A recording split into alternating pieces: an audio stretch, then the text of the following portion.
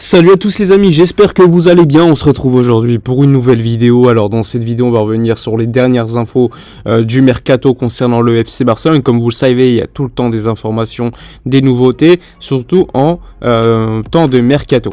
Alors pour rappel, le Barça a clôturé le deal Gundogan. L'officialisation est attendue cette semaine. Le Barça, évidemment, comme vous le savez, comme priorité le poste de numéro 6, le joueur qui pourrait remplacer entre guillemets sur le papier Sergio Busquets. Le Barça va donc essayer de tenter de compléter son milieu de terrain qui est déjà quand même bien fourni. Pour rappel, les Gavi, Pedri, De Jong, Gundogan maintenant, Kessié, etc. Et là avec un joueur supplémentaire comme objectif. Alors parlons de ce joueur. L'objectif aujourd'hui, c'est Marcelo Brozovic, le joueur croate de l'Inter de Milan. La situation actuelle est très simple. L'Arabie Saoudite propose à l'Inter 22-25 millions d'euros pour signer le joueur. Le joueur, lui, veut quitter l'Inter de Milan puisque cette saison, même s'il a joué en fin de saison, il a été quand même pas mal blessé. Et disons qu'il a quand même été plus ou moins remplacé sur le papier lors des échéances tout au long de la saison. Donc c'est plutôt logique que Brozovic cherche à signer son dernier gros contrat entre guillemets. Donc la situation, c'est que l'Arabie Saoudite offre un très gros contrat à Brozovic pour 4 saisons, un gros salaire. Le Barça, jeudi soir, a commencé à se bouger puisque Xavi, en voyant la situation actuelle du numéro 6, par pur pragmatisme, s'est dit que la meilleure solution, on va dire, était Brozovic. C'est quelque chose que personnellement je dis depuis longtemps. Eh bien, ça a commencé à bouger. Alemani, Deco, etc. se sont mis sur le transfert en espérant que le joueur va décider de refuser l'offre saoudienne. Le Barça veut absolument Marcelo Brozovic. Le Barça est capable de proposer 15-20 millions d'euros maximum à l'Inter, mais au niveau du salaire, ça sera un salaire assez équivalent à ce qu'il gagne à l'Inter de Milan, c'est-à-dire aux alentours de 6 millions d'euros net annuels. Donc à voir, la situation est telle, Brozovic lors des prochains jours devra prendre une décision, sachant que Al Nassr, le club saoudien, a déjà fait une offre qui a été refusée à l'Inter, puis une seconde offre qui est attendue par le club italien pour accepter le deal, mais après tout dépendra encore une fois du joueur qui aura la décision finale. S'il refuse d'aller en Arabie Saoudite parce qu'il y a Barcelone, eh bien le deal pour l'Arabie Saoudite ne se fera pas. Donc la situation est telle, le Barça voudrait donc rassembler Gundogan, Brozovic, Frenkie de Jong, Gavi, Pedri et Kessié.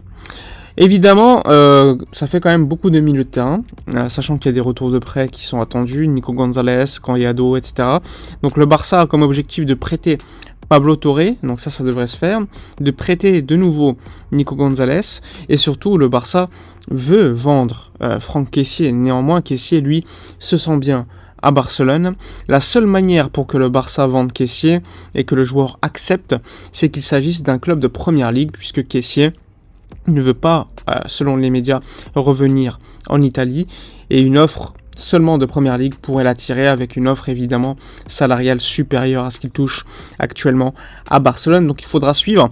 Le Barça, à mon avis, avec les signatures de Gundogan, etc., s'il y a Brozovic qui arrive en plus, vont expliquer à mon avis directement à Kessié qu'il aura très peu de temps de jeu, et donc un départ pour lui serait mieux. Donc ça, je pense que ce sera la stratégie qui sera employée par le Barça pour essayer de vendre Franck Kessié, qui, je le rappelle, comme il est libre de tout contrat lorsqu'il a signé, eh bien apporterait qu'une plus-value comptable et une économie de salaire de 6 millions d'euros net annuels, donc 12 millions d'euros bruts environ.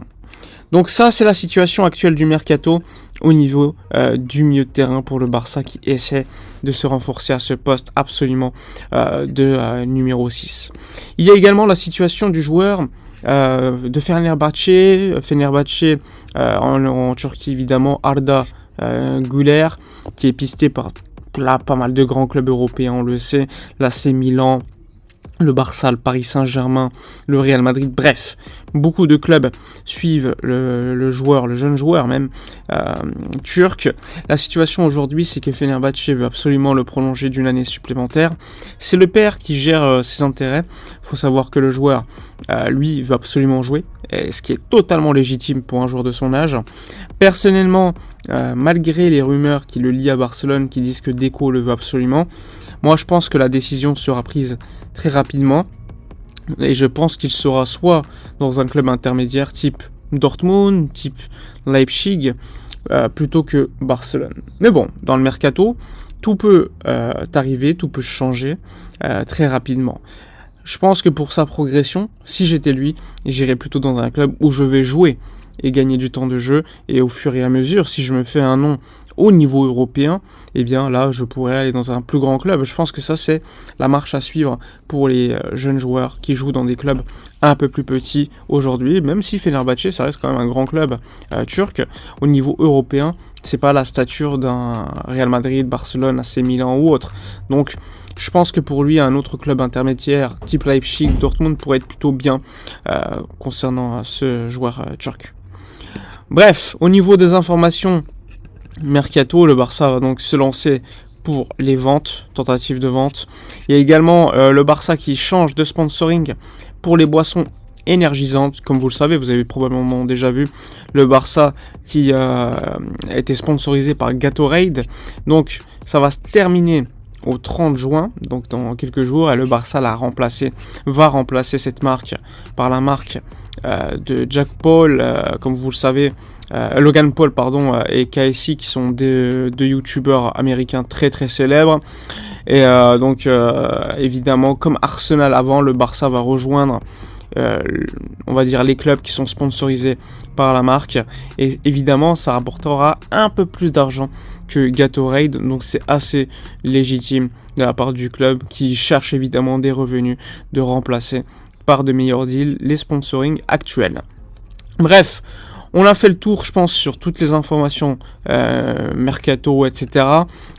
Pour rappel, dans un peu plus de 4-5 jours, réunion de la part de la direction qui va voter définitivement certaines décisions, des décisions importantes pour le fair play financier. Par exemple, il y a l'aval financier que le club doit donner à la Liga pour enregistrer toutes les recrues, donc ça va pas poser de problème, mais ça sera voté par le board. Tu as également le vote de nouveaux sponsoring qui vont rentrer. Ensuite, évidemment, ça sera annoncé. Donc il y a pas mal de choses qui sont en suspens, qui vont devoir être décidées lors des prochains jours, et évidemment des décisions capitales pour le futur du club.